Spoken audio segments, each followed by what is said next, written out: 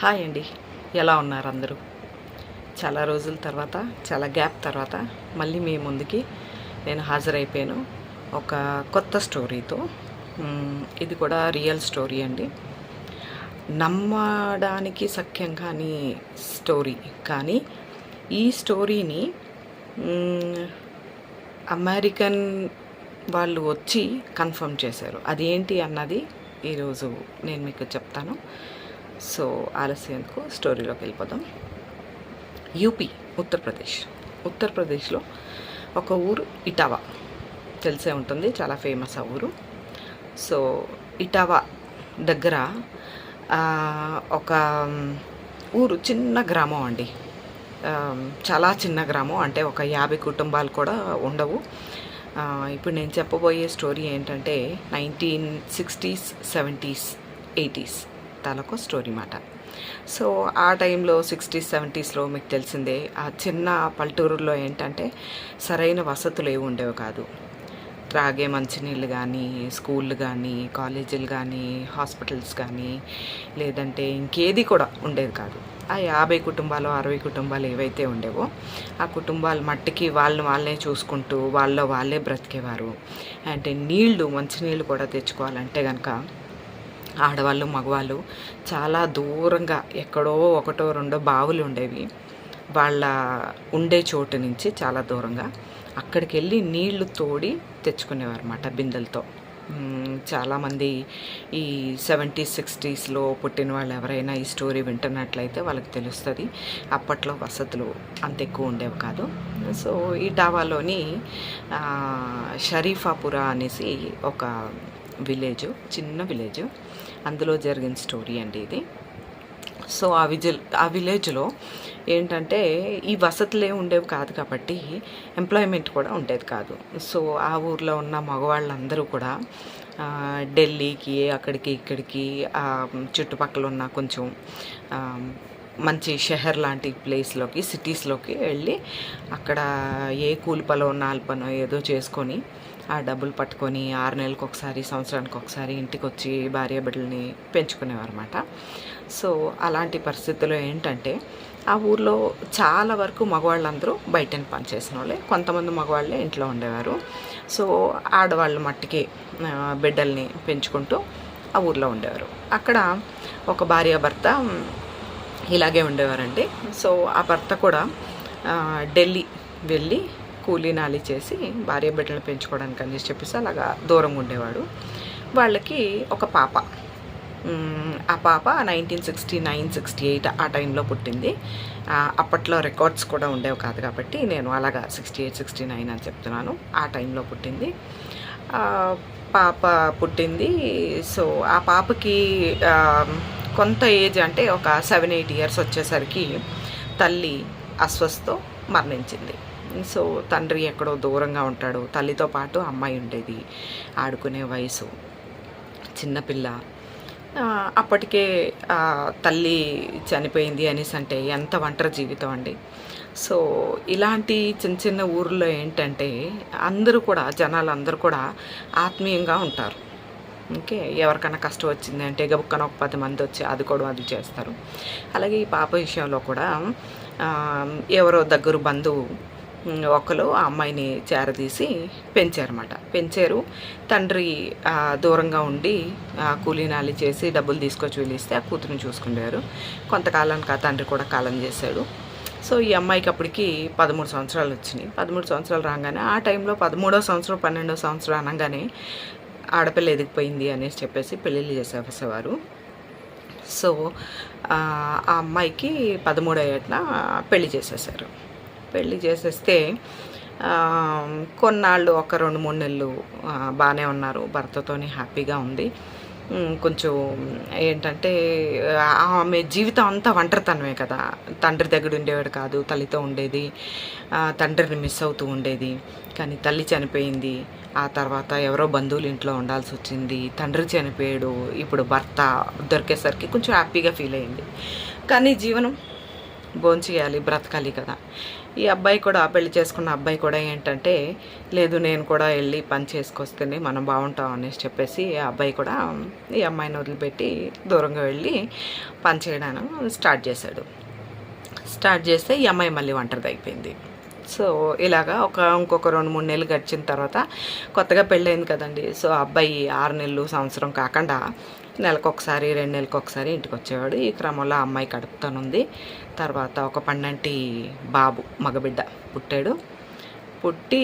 పుట్టిన తర్వాత ఆ అబ్బాయి మళ్ళీ పనికి వెళ్ళిపోయాడు అనమాట.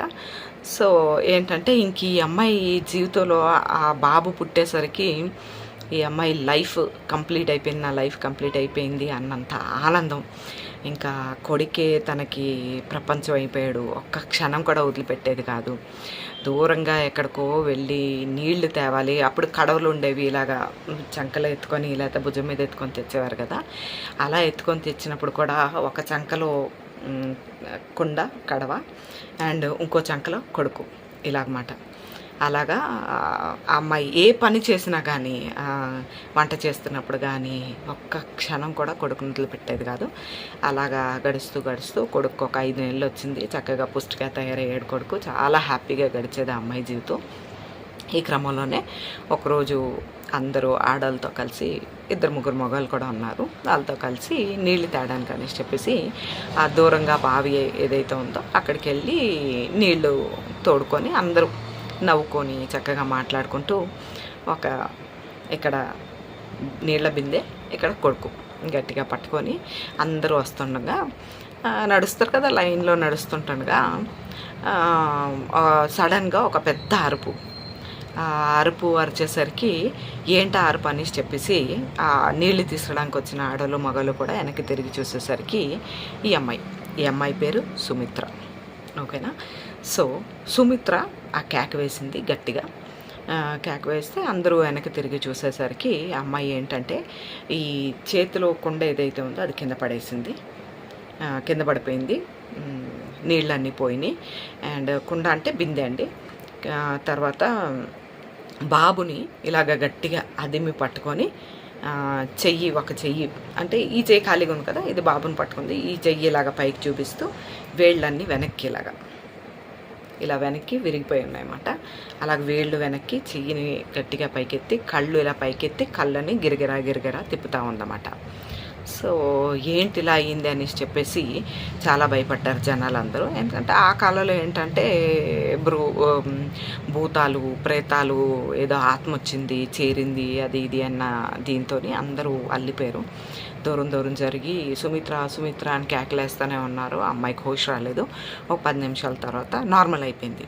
చూస్తే కొడుకు ఏడవడం మొదలుపెట్టాడు గట్టిగానే. ఏంటి నా కొడుకు ఏడుస్తున్నాడు, ఏమైంది, నా బిందెని నీళ్ళతో పాటు కింద పడిపోయింది, అయ్యో నీళ్ళు పోయాయి, ఏమైంది, ఇప్పుడు ఏమైంది, ఎవరు ఇలా చేశారు అంటే ఆ అమ్మాయికి జరిగింది, ఆ అమ్మాయికి గుర్తులేదు అన్నమాట. సో అందరూ చుట్టుపక్కల ఉన్న వాళ్ళు కూడా అమ్మాయి ఇబ్బంది పడుతుంది అనేసి చెప్పేసి, ఒక రకంగా ఆ ఊర్లో అమ్మాయి ముద్దు బిడ్డ. సో ఏం లేదమ్మా, ఏం జరగలేదు అనేసి చెప్పి సర్ది చెప్పేశారు. ఆ తర్వాత మళ్ళీ వెళ్ళి నీళ్ళు తెచ్చుకొని ఇంటికి వచ్చేసింది. ఒక 4 రోజులు గడిచి బాగానే ఉంది, అలాగే ఏం అవ్వలేదు. మళ్ళీ తర్వాత ఆ 4 రోజులు పోయిన తర్వాత ఇంట్లో వంట చేస్తున్నానుగా పొయ్యి దగ్గర, కొడుకు చేతిలో లేడు, కొడుకు పడుకుంటే ఆ అమ్మాయి వంట చేస్తూ ఉంది. వంట చేస్తున్నప్పుడు అలాగే మళ్ళీ సేమ్ అయ్యింది. ఆల్ ఆఫ్ ఎ సడన్ పెద్ద కేక, చెయ్యి పైకెత్తి వేళ్ళ ఇలా వెనక్కి, కళ్ళు గిరిగిరా తిరగడం, అలా పైకి చూసుకుంటూ ఆకాశం కాసి చూసుకుంటూ అలాగుండిపోయింది. ఈలోపు ఆ అరుపులు కేకలకి అత్త మామయ్య కాకుండా ఇంకా మిగతా వాళ్ళు కూడా పరిగెట్టి వచ్చారు. వచ్చి ఏంటని చూస్తే మళ్ళీ సేమ్ అక్కడ నీళ్ళకి వెళ్ళినప్పుడు ఏం జరిగిందో అదే, ఆ అమ్మాయి అదే పొజిషన్లో ఉంది. కాసేపు పోయిన తర్వాత కింద పడిపోతే మళ్ళీ అందరూ ఆ అమ్మాయి లేచి ఏమైందంటే నీకేం తెలియదా అనేసి అంటే, లేదు నాకేం తెలియదంటే, ఇలా జరిగింది, నువ్వు నీళ్ళ దగ్గర కూడా ఇలా చేసావంటే ఆ అమ్మాయి రకంగా అవునా నాకేం గుర్తు రావట్లేదు, కానీ ఎందుకు నేను అలా చేస్తున్నాను అనేసి చెప్పేసి ఆ రోజు నుంచి ఏంటంటే కొంచెం భయపడసాగింది. ఏంటి, అమ్మో నేను ఆ సైకిక్ మోడ్లోకి వెళ్ళిపోయినప్పుడు నా కొడుకునేమన్నా ఇబ్బంది పెడతానేమో అన్న దీంతో కొద్దిగా బిడ్డని దూరంగానే పెట్టడం మొదలుపెట్టింది. అంటే వాళ్ళ అత్తగారు మామగారు చూసుకునేటట్లు చూసి, ఎందుకంటే ఏ టైంలో అది అలాగా సైకిక్ మోడ్లోకి వెళ్తుంది అన్నది అమ్మాయికి తెలియదు కాబట్టి కొంచెం దూరం పెట్టడం మొదలెట్టింది. అలాగా తర్వాత అయిన తర్వాత ఈ తల్లి తండ్రి ఏం చేశారంటే, అంటే అత్తమామ, సుమిత్ర తలకు అత్తమామ ఏం చేశారంటే ఆ సుమిత్ర భర్తకి కబురు పెట్టి రప్పించేశారు. నువ్వు ఇంకా అక్కడికి ఇక్కడికి వెళ్ళి పని చేయదు, ఏ గంజో కడుగో ఉంటే మనం తాగుదాము, బ్రతుకుదాం ఇలాగే, ఎందుకంటే నీ భార్యకి ఎప్పుడు ఏం అవుతుందో తెలీదు, అందరూ భయపడుతున్నారు, సో నువ్వు ఇక్కడే ఉండు అనేసి అంటే ఆ అబ్బాయి కూడా ఓకే అనేసి చెప్పేసి ఉండిపోయాడు. కొన్ని రోజులు పోయిన తర్వాత ఆ అమ్మాయికి మళ్ళీ ఆ సైకిక్ మోడ్ వచ్చింది. వచ్చి ఏంటంటే ఆ టైంలో ఎప్పుడు ఏం మాట్లాడదు ఆ అమ్మాయి, కానీ ఈసారి వచ్చిన సైకిక్ దేంట్లోని మాట్లాడింది ఆ అమ్మాయి. సేమ్ అలాగే పొజిషన్ అయితే సేమ్, కళ్ళు గిరిగిరా తిప్పుతూ మాట్లాడింది. ఆ అమ్మాయి అన్న మాటలు ఏంటంటే, నేను 19వ తారీఖుని చనిపోతాను అంటే, ఆ రోజు ఆ అమ్మాయి చెప్పిన రోజు 15 జూలై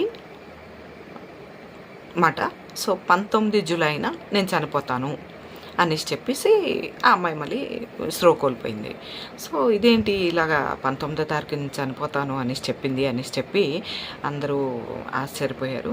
ఎందుకంటే మన డెత్ ఎప్పుడు అన్నది మనకు తెలియదండి, అది సడన్గా రావాల్సిందే. సో అందరూ ఇదయ్యారు. ఆ అమ్మాయికి హోష్ వచ్చిన తర్వాత అడిగారు, ఇంకేమన్నా గుర్తుందా అంటే, లేదు నాకేం గుర్తులేదు అనేసి అంటే చెప్పారు. నువ్వు ఇలా చెప్పావు, ఇలా అన్నావు 19వ తారీఖు నేను చనిపోతాను అనేసి చెప్పేసి అంటే, అది అలా అవుతుంది, ఎందుకు చనిపోతాను, నాకేమి ఒంట్లోని ఇది లేదే, ఆరోగ్యం బాగానే ఉంది కదా, ఎందుకు చనిపోతాను, నేను ఎందుకు అలా అన్నాను అని చెప్పేసి అప్పటి నుంచి ఆ అమ్మాయి దిగులు పట్టుకుంది. తర్వాత 3 డేస్ టైమే కదా, సో ఈ 3 డేస్ ఏం చేసిందంటే, ఆమెకి ఎక్కడ ప్రమాదం ఉంది అన్న పనంతా చేయడం మానేసింది. అంటే నీళ్లు తేడానికి వెళ్ళలేదు, ఎందుకంటే బావి దగ్గర ఏమైనా జరగవచ్చు అని.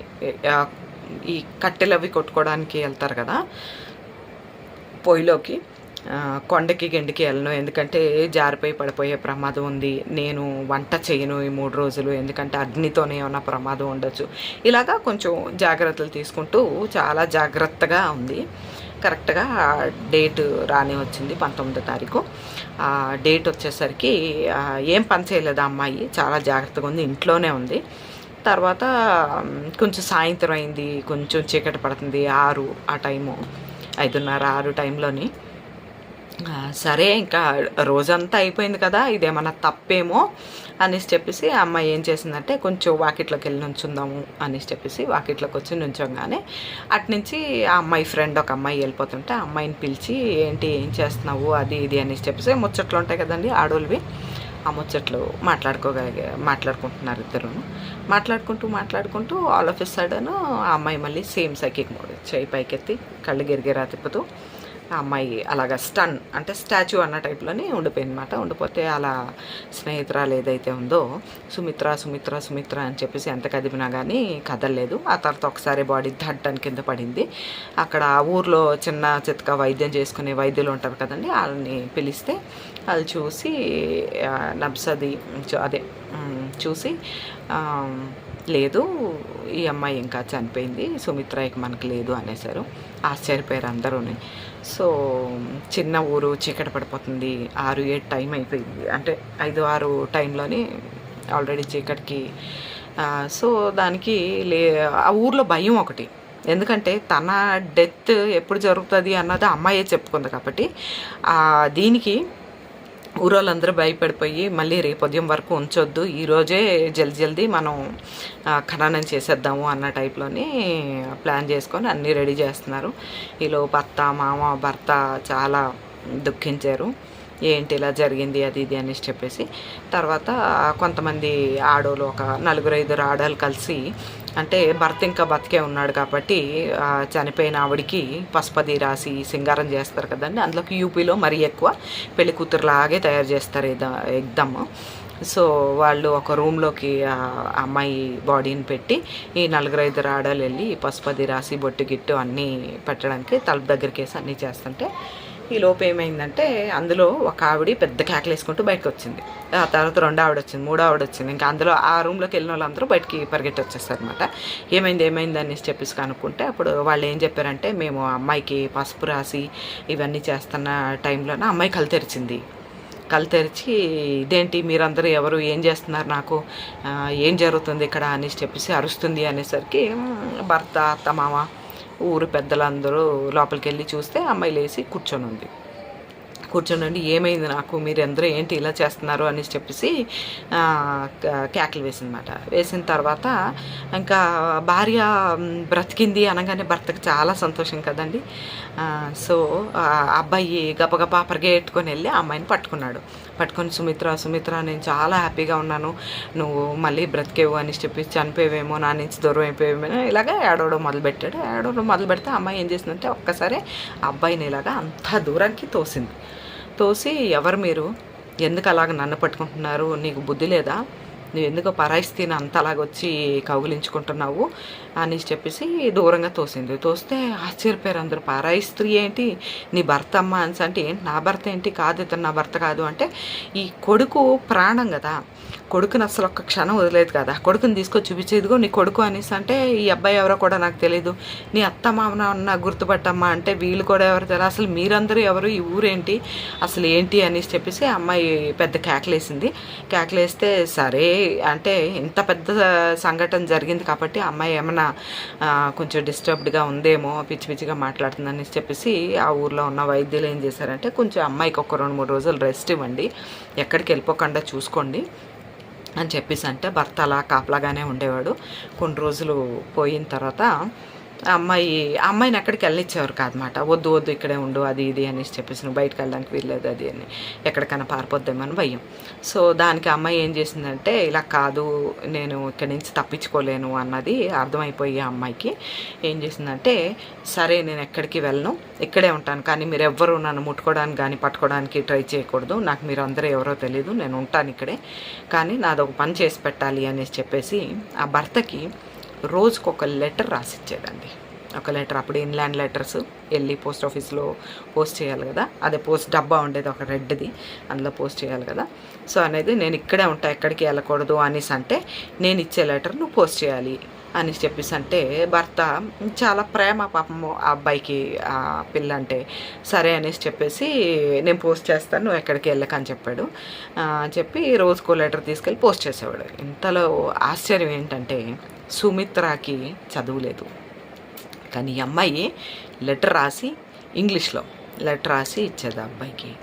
సో ఆ అబ్బాయి ఏంటంటే, సరే ఏదోలే అని చెప్పేసి పోస్ట్ చేసేవాడు అనమాట. సో ఇలాగా గడుస్తూ జవాబులు ఏమి వచ్చేవి కాదు, ఈ అమ్మాయి మాత్రం లెటర్ పోస్ట్ చేసేది. ఒక 3 months 3 నెలల పాటు ఆ లెటర్లో అబ్బాయి అలా పోస్ట్ చేయడు, ఈ అమ్మాయి ఎక్కడ ఉండవు. ఒకరోజు all of a sudden 3 months తర్వాత ఒక అతను, ఒక మధ్య వయస్కుడు అంటే ఒక 50 అలాగా ఉన్న అతను ఒక చిన్న బ్రీఫ్ కేస్ పట్టుకొని ఆ ఊర్లోకి వచ్చి అక్కడ జనాల్ని అడిగాడు అనమాట. ఏంటంటే, మీ ఊర్లో ఎవరన్నా అమ్మాయి పిచ్చిగా ప్రవర్తించి ఇలాగా సైకిక్ మోడ్లోకి వెళ్ళి ఇలాంటి చేస్తున్న అమ్మాయి ఎవరన్నా ఉందా అని అడిగితే, మీకు ఎలా తెలుసు అంటే, నాకు తెలుసు, మీరు చెప్పండి ఎక్కడుంది, అమ్మాయి దగ్గరకు నన్ను తీసుకెళ్ళండి అనేసి అంటే, సరే అనేసి వాళ్ళు తీసుకొచ్చారు ఇక్కడికి.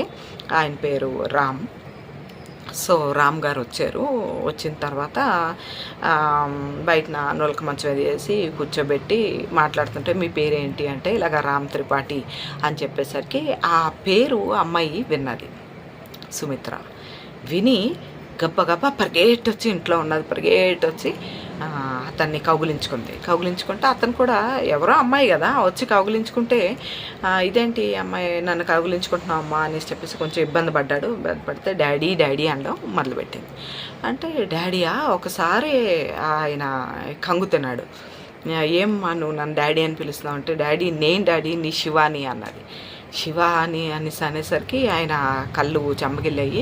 కానీ లేదు అలాగెలాగవుతుంది అనేసి అంటే, అవును డాడీ నేనే నీ శివాని అన్నది. అక్కడున్న జనాలందరూ, భర్త, అత్త, మామయ్యలందరూ కూడా ఆశ్చర్యపోయారు, ఇదేంటి ఈ అమ్మాయి ఇలా మాట్లాడుతుంది అనేసి చెప్పేసి. సరే అతను ఏమన్నాడంటే, కూలమ్మ, నువ్వే శివాని అనేసి నేను నమ్మాలి అనేసి అంటే, నేను ఒక ఇది చూపిస్తాను నీకు, నువ్వు ప్రూవ్ చేసుకోవాలి అంటే, సరే డాడీ ప్రూవ్ చేసుకుంటాను నేను అన్నది. ఆ బ్రీఫ్ కేస్ తీసి ఒక ఆల్బమ్ తీసాడు ఆయన. ఆల్బమ్ ఓపెన్ చేసి చూపించాడు. ఇందులో వాళ్ళందరినీ ఒక 10-15 ఫోటోలు, ఇందులో ఉన్న వాళ్ళందరినీ గుర్తుపట్టమని. గుర్తుపట్టమంటే అమ్మాయి కరెక్ట్గా ఇదిగో డాడీ ఇది నువ్వు అని చెప్పింది. ఆయన ఎదురుగా ఉన్నాడు. ఇంకొక ఆవిడ మీద చేపెట్టి ఇది అమ్మ అని చెప్పింది. తర్వాత ఇది నా తమ్ముడు అని చెప్పింది. తర్వాత వీళ్ళిద్దరూ నా అత్తమామలు అని చెప్పింది. అండ్ నా భర్త అని చెప్పింది. ఒక చిన్న 2 పిల్లల్ని చూపించి వీళ్ళిద్దరూ రింకు ముంకు నా బెడ్లో నా కొడుకులు అని చెప్పింది. ఆ తర్వాత అందరి పేర్లు చెప్పి చెప్పి చెప్పి లాస్ట్ ఒక ఫోటో ఉంది. ఆ ఫోటో మీదకి ఇలా చేయి పెట్టి ఆగిపోయింది. Silence, pin drop silence. చాలాసేపు అడుగుతున్నారు అందరూ, ఎవరు వాళ్ళెవరు, చెప్పు చెప్పు చెప్పు అనేసి. అప్పుడు ఆ రామ్ అన్న ఆయన ఏదైతే వచ్చారో ఆయన అన్నారు, అమ్మ నువ్వు నిజంగానే నా కూతురు అంటే వాళ్ళెవరో చెప్పాలి నువ్వు అన్నాడు.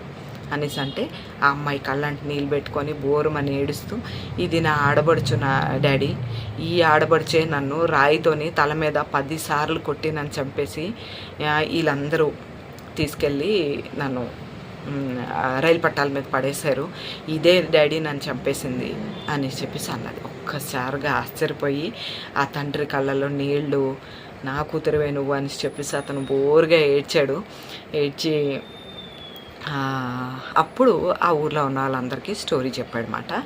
యాక్చువల్లీ ఇతను ఒక లెక్చరర్ కాలేజ్లో, అప్పట్లో చాలా మంచిగా చదువుకున్నాడు. సో అతని కూతురు ఈ అమ్మాయి గ్రాడ్యుయేషన్ చేసింది. ఈ అమ్మాయికి 19 సంవత్సరాలు 20 సంవత్సరాలు వచ్చేసరికి ఒక అతనికి అదే ఊర్లో, అంటే ఇప్పుడు ఈ ఎక్కడైతే యూపీలో వీళ్ళు ఉన్నారో ఇటావా నుంచి ఒక 80 కిలోమీటర్ల దూరంలో ఉన్న ఊర్లో వీళ్ళు మాట.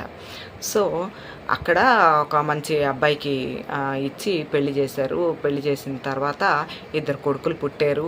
కొంతకాలం మంచిగానే జరిగింది. కానీ అదనపు కట్నము అంటే ఈయన లెక్చరర్ కాబట్టి మంచిగా సంపాదిస్తారు అన్న ఇది కనిపెట్టి, అండ్ ఆ ఫ్యామిలీలోనే ఏంటంటే ఒక ఇన్ఫీరియర్ కాంప్లెక్స్, లైక్ ఏంటంటే ఈ అమ్మాయే అందరికంటే ఎక్కువ చదువుకుంది, సో దీనికి పొగరు ఎక్కువ అది ఇది అన్న టైప్లోని కొంచెం ఇదిగా చూసేవారు అనమాట. సో ఆ అమ్మాయికి అదనపు కట్నం కోసం వేధించడం ఇదన్నీ చేసిన తర్వాత ఆడబడుచు ఈ అమ్మాయిని చూసి బాగా కుళ్ళిపోయేది. ఒకరోజు సందు చూసి ఆ అమ్మాయి పడుకొని ఉంటుండగా ఇంత పెద్ద బండరాయి తీసుకొచ్చి ఆ అమ్మాయి తలకాయ మీద 10 సార్లు కొట్టేసరికి అమ్మాయి చనిపోయింది. చనిపోయేసరికి ఏం చేస్తారు కుటుంబంలో అందరూని, ఆ అమ్మాయి అలా ఆడబడుచు తలకోలే కదా. సో వాళ్ళందరూ ఏం చేశారంటే ఈ అమ్మాయిని తీసుకెళ్ళి పట్టాల మీద పడేసి ఇతనికి కబురు పెట్టారు. ఏమని, ఇంకొక అతని ద్వారా ఏమంటే మీ అమ్మాయి రైలు పట్టాల మీద తల పెట్టేసి ఖుద్కుషి చేసుకుంది, ఆత్మహత్య చేసుకుంది అని చెప్పేసి కబురు పెట్టారు. కబురు పెడితే వీళ్ళ నాన్న హుటాహుటిగా బయలుదేరి వెళ్ళే లోపే అమ్మాయిని కాల్చేశారండి. మొత్తం అంత్యక్రియలు చేసేసారన్నమాట, ఖననం చేస్తారు. సో అదేంటి అని అడిగితే మరి చీకటి పడిపోతుంది అది ఇది మీకోసం మేము ఇచ్చేస్తామా అని చెప్పేసి ఇచ్చేసారు. వాళ్ళ నాన్న అప్పుడు పోలీస్ కంప్లైంట్ ఇచ్చాడు. ఆ టైంలో ఇవన్నీ ఏం లేవు కదా, ఫారెన్సిక్ అది ఇది సిబిఐ సిఐడి ఇలాంటివన్నీ చాలా తక్కువ.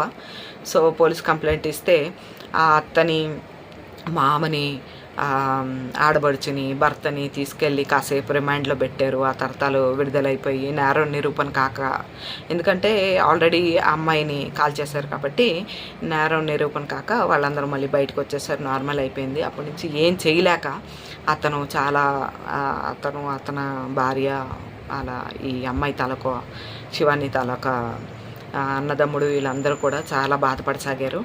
సో ఆఖరికి ఇది స్టోరీ. సో ఇంత కరెక్ట్గా చెప్పింది అనేసి అంటే నా కూతురే అనేసి చెప్పేసి అతను చాలా సంతోషపడ్డాడు. తర్వాత ఈ అమ్మాయి డాడీ నేను నీతో వచ్చేస్తాను, నేను ఇక్కడ ఉండను అనేసి అంటే వాళ్ళందరినీ ఒప్పించి కూతురుని తీసుకొని ఇంటికి వెళ్ళిపోయాడు.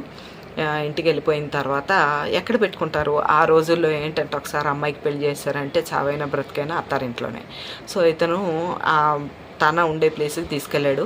కొన్ని రోజులు ఉంది అమ్మాయి, కానీ ఆ అమ్మాయి అప్పుడు రియలైజ్ అయింది 3 months ఇక్కడ ఎక్కడైతే ఉందో ఈ మన వేరే ఇంట్లో ఇటావాలోని. సో అక్కడ ఆ రోజులన్నీ అమ్మాయి గుర్తు చేసుకొని చచ్చా భర్త అనేవాడు భార్యకు విలువిచ్చినోడే, నాకు అవ్వదు అలాగా అనేసి చెప్పేసి అవన్నీ రియలైజ్ అయ్యి వీడు నన్ను చంపడానికి కుటుంబంతో కలిసి నన్ను ఇలా చేశాడు ఇప్పుడు ప్రస్తుతం ఉన్న భర్త. సో ఇతను కాదు నాకు భర్త, అతనే యాక్చువల్ భర్త. నాకు నా శరీరం అతనిది, ఆత్మ ఎవరిదన్నా కానీ లాభం లేదు. ఈ రోజు నుంచి నాకు 2 కొడుకులు కాదు 3 కొడుకులు అనుకుంటాను అనేసి చెప్పేసి వాళ్ళ డాడీతో మాట్లాడి వాళ్ళ డాడీతో పాటు వాళ్ళ కుటుంబంతో పాటు మళ్ళీ ఈ ఇటావా ఊరొచ్చి ఈ మన ఈ అమ్మాయి తాలూకా ఆల్రెడీ చనిపోయిన అమ్మాయి తాలూకా భర్త ఎవరైతే ఉన్నాడో అక్కడ సుమిత్ర వాళ్ళ భర్తతో ఆ కొడుకును కూడా అడాప్ట్ చేసుకొని అక్కడ ఆ అమ్మాయి హ్యాపీగా ఉండడం మొదలుపెట్టింది. నిజమైన సంతోషం ఆ అమ్మాయికి అక్కడే దొరికింది. కాకపోతే ఏంటంటే ఇలాగ జరిగి తెలిసిపోతుంది కదా ఇది పునర్జన్మ అన్న ఇది తెలిసిపోయి అమెరికన్ ఇన్స్టిట్యూట్ ఏదో ఉంది ఈ పునర్జన్మ తాలూకు అన్నీ పరిశోధన చేసేది అప్పట్లో 90s 70sలో 80sలో వాళ్ళు వచ్చి ఎన్నో రకాల టెస్ట్లు చేసి ఖచ్చితంగా నిర్ధారించారన్నమాట. ఫస్ట్ అండ్ ఫార్మోస్ట్ కేస్ అటండి ఇది. అమెరికా వాళ్ళు వచ్చి మన ఇండియాలో జరిగిన ఈ పునర్జన్మ స్టోరీ నిజం అనేసి చెప్పేసి నిర్ధారించి ఎస్ అని చెప్పి వెళ్ళారు. సో ఇది స్టోరీ ఈవేళ. సో ఎంతమంది ఈ పునర్జన్మలోని విశ్వసిస్తున్నారు అంటే నమ్మకం ఉంది, ఎస్ పునర్జన్మ అంటూ ఉంటుంది.